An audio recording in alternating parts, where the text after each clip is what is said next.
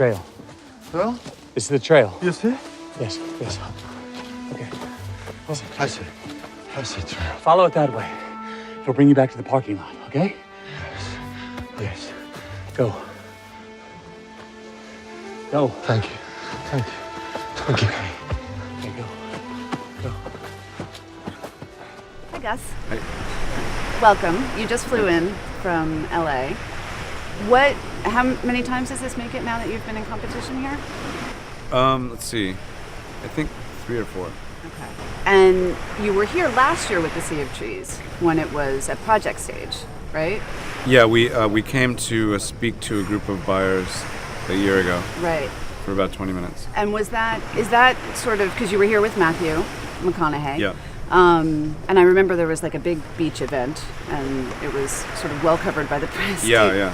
Is that the way of the future for getting your movie I financed? don't know. Let's see. I don't know how many people do that kind of thing. I didn't orchestrate that. It was maybe the distributor, like an idea they had, which I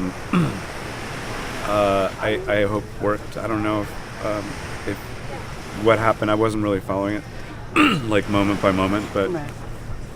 it was a kind of like a Hollywood style. I think people do that. Like they bring their rough cuts. Right. I think that same year, Terry Malick was showing a rough cut, and Russell Crowe was showing a rough cut of their Water diviner? yeah to raise money. Right. So we were raising money, so it's similar, you know. Is that the first time you've done something like that?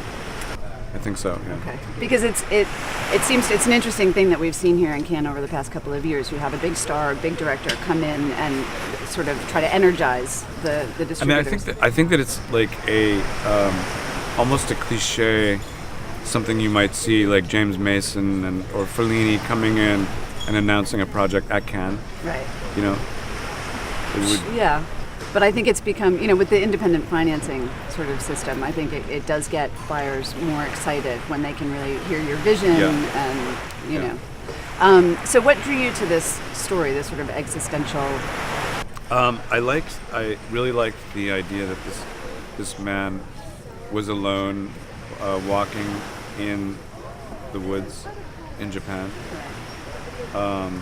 ostensibly to kill himself.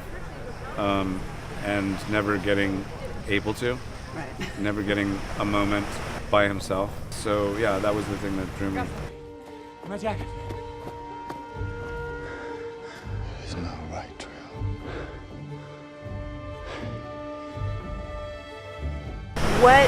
You've worked with sort of unknowns.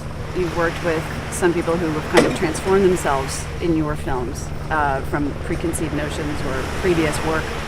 What drew you to working with an actor who was fresh off of an Oscar, who had himself sort of transformed his career all of a sudden? Let's see.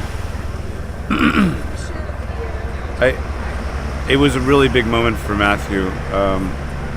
He had just, Dallas Buyers Club, and some of his other project, Magic Mike. These kind of amazing transformations for him. I don't think that I've ever worked with somebody that had sort of transformed themselves already. Usually I'm part of the transformation. Right. Usually I'm working with somebody that, has done a lot before, and there's a new, project for them. So it was sort of the opposite Right. for me with an actor like Matthew. But it had just happened also too. He had been recently transformed by his own doing.